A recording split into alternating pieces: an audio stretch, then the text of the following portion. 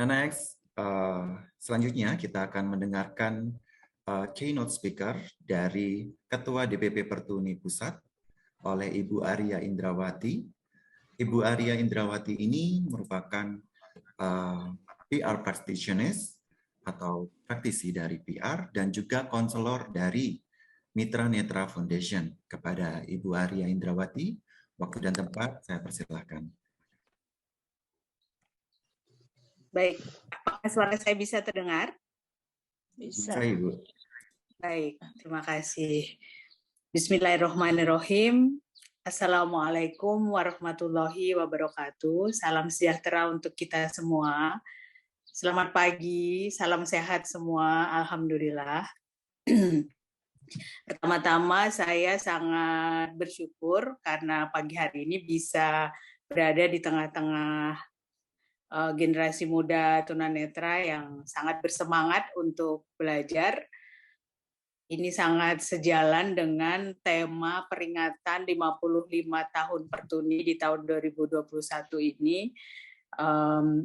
Regenerasi di kalangan tunanetra dalam menyambut dan menjalani revolusi industri 4.0.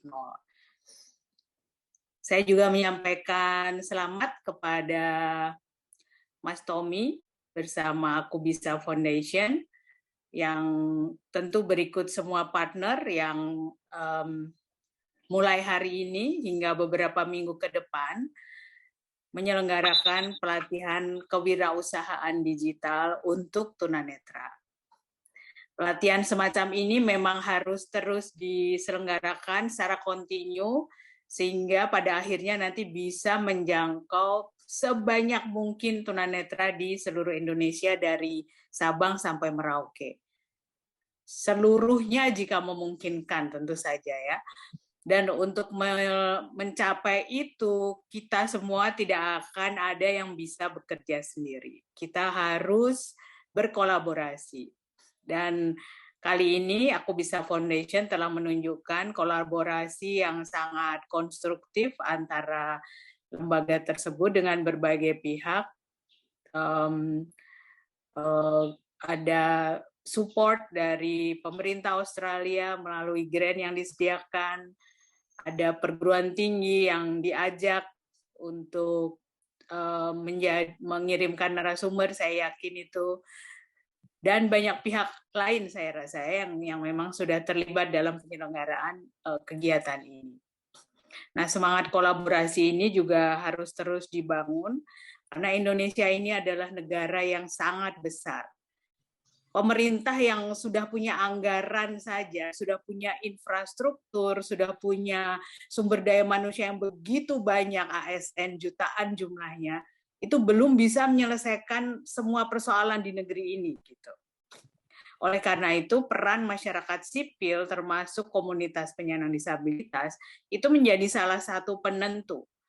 Fakta telah membuktikan bahwa kemajuan yang diperoleh oleh penyandang disabilitas di Indonesia itu Pertuni bisa mengatakan bahwa sebagian besar adalah karena inisiatif masyarakat sendiri yang bergerak, berjuang, berikhtiar, berusaha untuk terus mencapai kemajuan dan tidak mau tertinggal dengan negara-negara lain.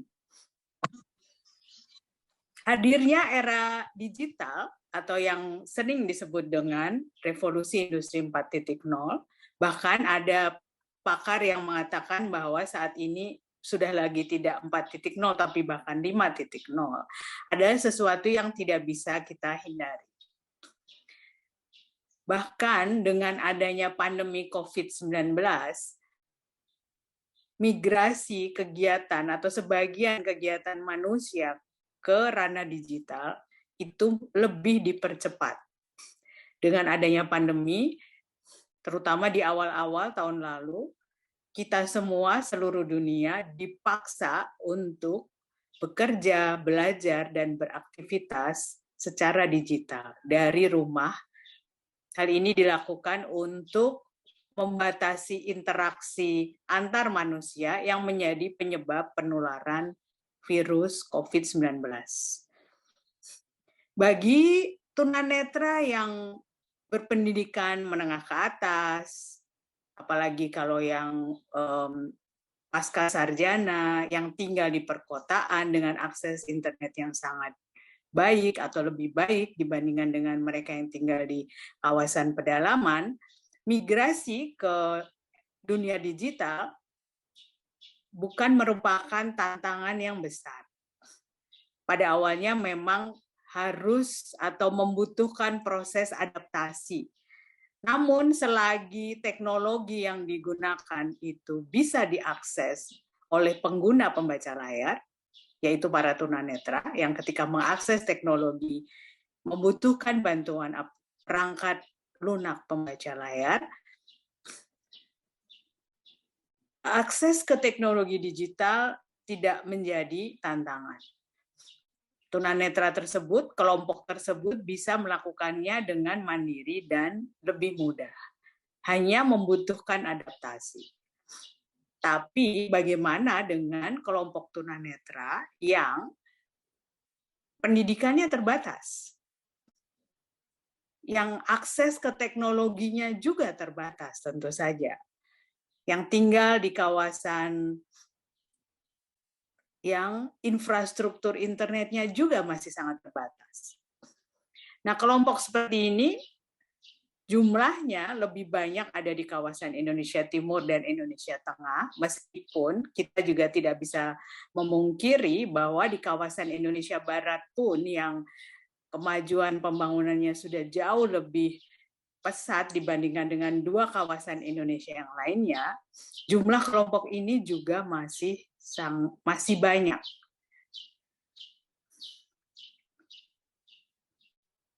Lalu bagaimana cara untuk menolong mereka? Kalau pelatihan ini, kalau mencermati materi yang disajikan dalam pelatihan ini, saya membacanya di dalam TOR, saya bisa berasumsi atau menyimpulkan bahwa peserta pelatihan kali ini minimal tingkat pendidikan yang menengah dan tinggal di kawasan perkotaan, memiliki akses ke teknologi, yang di situ akses internetnya sudah lebih baik dibandingkan dengan kawasan yang lainnya. Lalu sekali lagi pertanyaannya, bagaimana dengan kelompok tadi yang pendidikannya terbatas, akses ke teknologinya terbatas? Migrasi ke dunia digital bagi kelompok ini adalah tantangan yang sangat besar. Tantangan yang mereka hadapi, mereka adalah kelompok yang pada saat terjadi pandemis, mereka langsung terpukul.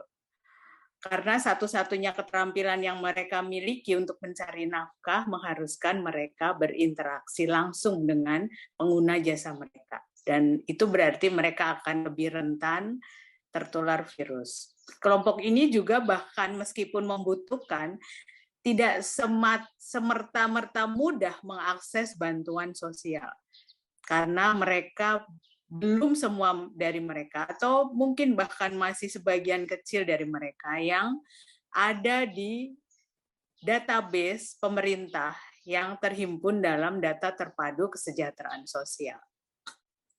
Jadi sudah terpukul pandemi, ketika mereka menyaksikan berita bahwa pemerintah menggelontorkan dana triliunan rupiah untuk membantu masyarakat yang terdampak, mereka tidak mudah mengakses. Lalu bagaimana cara menolongnya? Nah, tentu Pertuni berharap alumni pelatihan ini nanti pada saat sudah memiliki keterampilan yang lebih sebagai hasil, output dan hasil dari pelatihan ini, Pertuni berharap kalian bisa menjangkau mereka.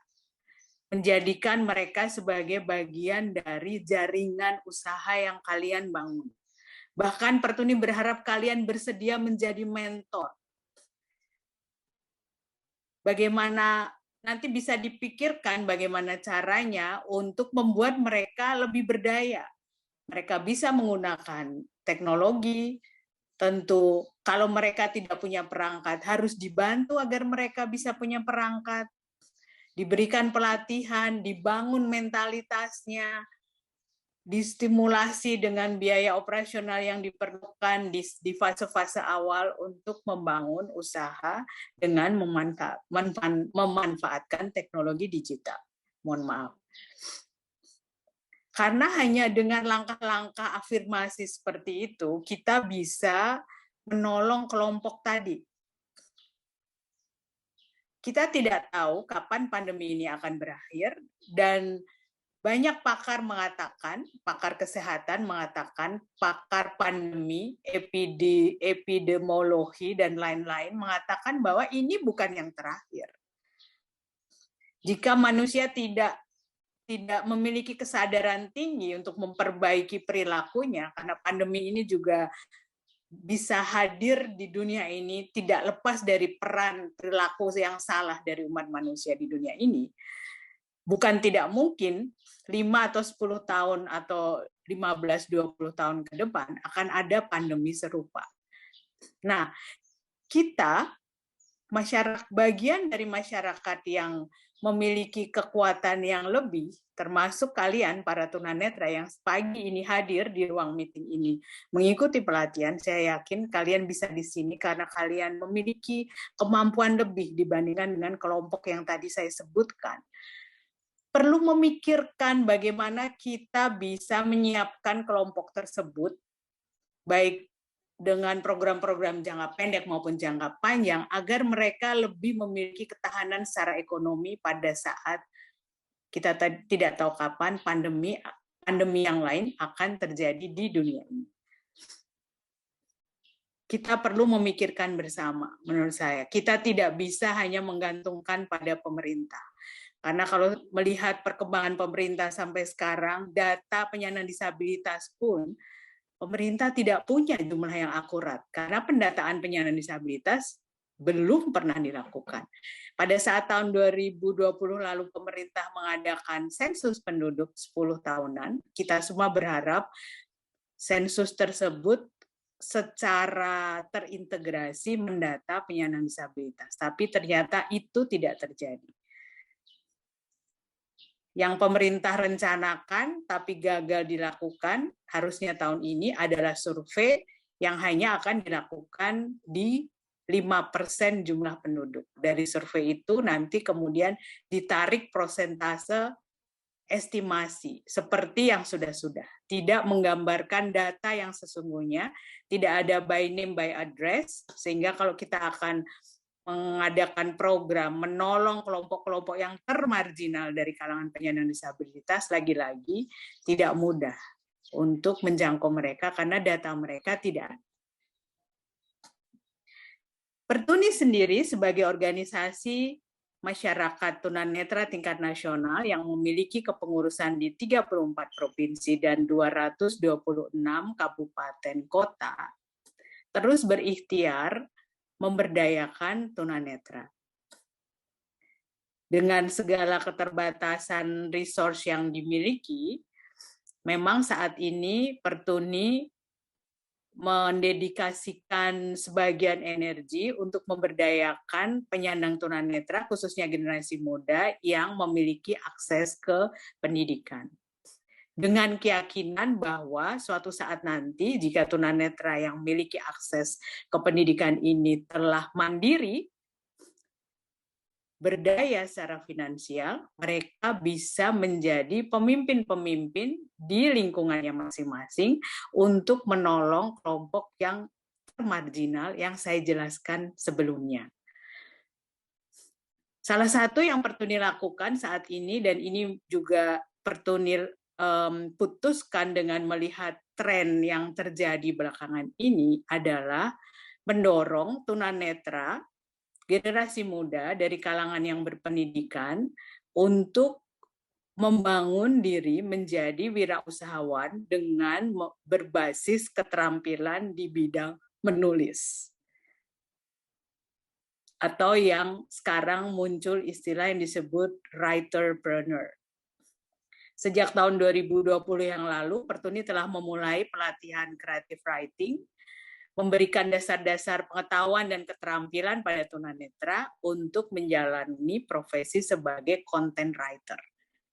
Ini adalah profesi yang sangat menjanjikan, bahkan bisa dilakukan dengan jarak jauh, remote working. Jadi sangat cocok dengan era digital. Pada saat saya menyampaikan sambutan ini, pelatihan angkatan kedua juga masih berlangsung atau sedang berlangsung, dan DPP Pertuni berkomitmen untuk mengadakan pelatihan semacam ini secara reguler setiap tahun. Jadi kalau ada kalian yang mengikuti pelatihan kali ini dan tertarik untuk menjadi writerpreneur, sudah ada sosok-sosok, dan yang saya bangga adalah mereka adalah perempuan tunanetra. Sosok-sosok perempuan tunanetra memang jumlahnya masih sangat sedikit, tapi saya yakin dengan kekuatan mereka, leadership mereka, mereka akan bisa mempengaruhi sesama perempuan tunanetra atau bahkan laki-laki tunanetra untuk mengikuti jejak mereka menjadi writerpreneur. Sosok-sosok pionir yang saat ini sedang saya dampingi untuk membangun karir sebagai writerpreneur adalah perempuan-perempuan muda tunanetra yang sangat bersemangat belajar, membangun hard skill dan soft skill. Nah, soft skill. Tidak bisa dipungkiri bahwa untuk membangun karir, baik sebagai karyawan di sektor formal maupun sebagai wirausahawan, kita membutuhkan soft skill yang unggul, bukan hanya hard skill. Jika hard skill itu adalah keterampilan yang kita peroleh dari pendidikan formal atau dari pelatihan-pelatihan semacam ini yang biasanya ditandai dengan diperolehnya sertifikat bagi peserta yang telah memenuhi kualifikasi materi yang dilatihkan dan diujikan. Tapi soft skill itu berbeda. Soft skill adalah keterampilan yang harus kita bangun sepanjang hidup. Kalaulah bisa kita pelajari dalam pelatihan, itu lebih ke prinsip-prinsip dasarnya. Namun kualifikasi soft skill kita itu akan terbukti pada saat kita melakukan interaksi langsung dengan manusia lain di masyarakat. Pertuni mencatat bahwa sampai saat ini pun, bahkan di kalangan tunanetra yang berpendidikan, kesadaran untuk membangun soft skill itu masih belum terlalu baik. Itu terbukti pada saat tunanetra tersebut melakukan interaksi di masyarakat, terutama ketika berinteraksi dengan masyarakat yang tidak menyandang disabilitas. Itu tampak sekali kekurangan soft skill-nya. Sekali lagi, ahli-ahli pengembangan sumber daya manusia mengatakan, saya membaca banyak artikel di tahun 2019 bahkan sejak sebelum pandemi terjadi, dan itu lebih diperbanyak, tekanan-tekanan itu lebih diperbanyak setelah terjadinya pandemi. Di era digital ini, di saat sebagian kegiatan manusia sudah dialihkan ke mesin, jadi mesin itu menjadi salah satu kompetitor dari manusia. Hanya mereka yang memiliki soft skill yang unggul yang bisa survive, yang bisa menjadi leader, yang bisa menjadi influencer. Influencer yang sesungguhnya, ya, bukan influencer yang belakangan ini banyak kita saksikan. Yaitu mereka yang memiliki soft skill yang unggul. Itu dikatakan oleh ahli-ahli pengembangan sumber daya manusia.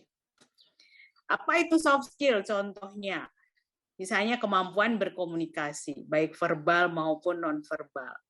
Komunikasi yang asertif. Ini banyak nih. Saya mencatat tunanetra sangat terbatas ya dalam kapasitas melakukan komunikasi yang asertif. Berbicara yang efektif, menyampaikan ide-ide yang efektif, tidak terlalu banyak memboroskan kata-kata. Time management misalnya.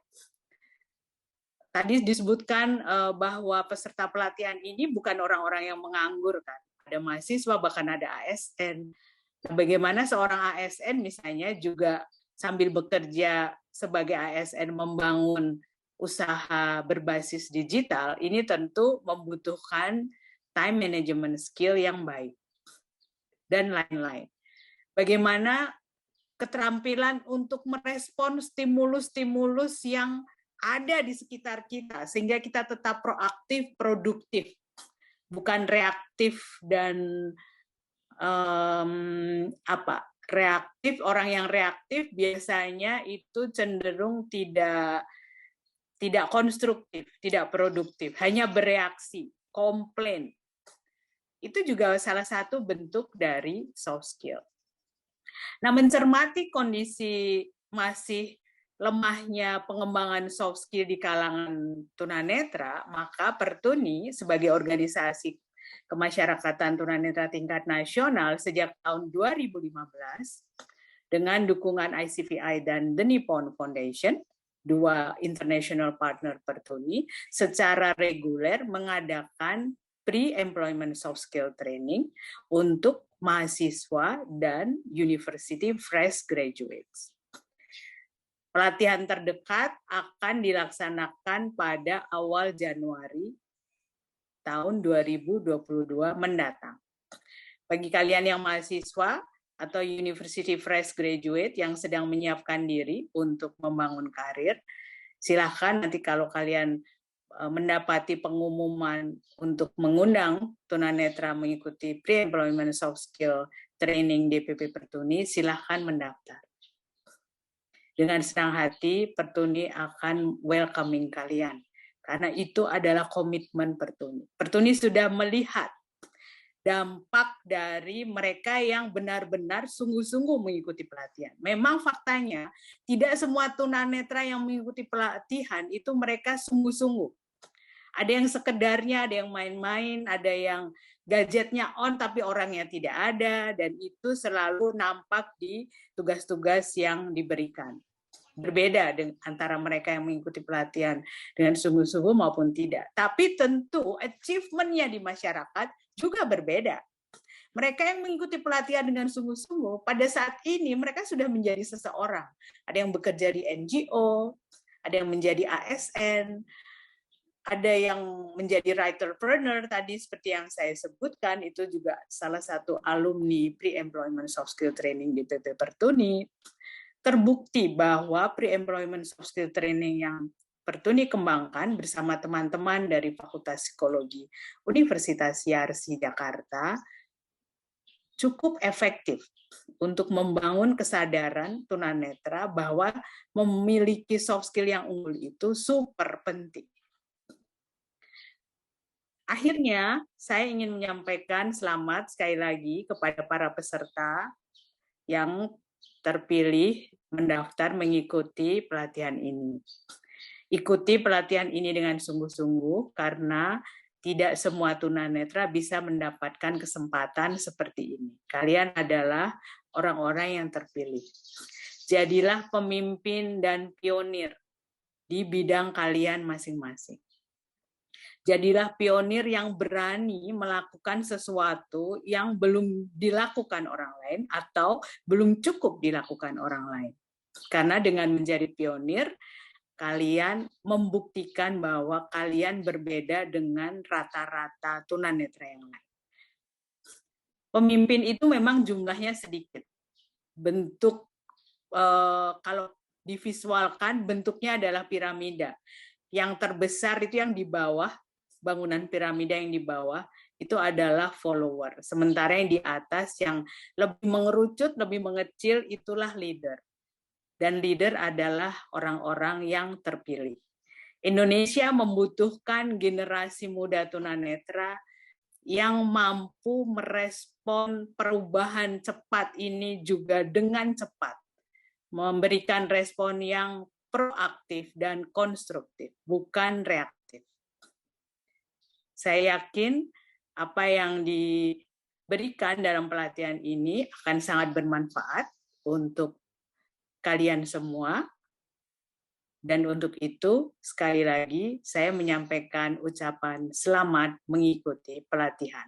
Sekian dari saya, mohon maaf jika ada kata-kata yang kurang berkenan.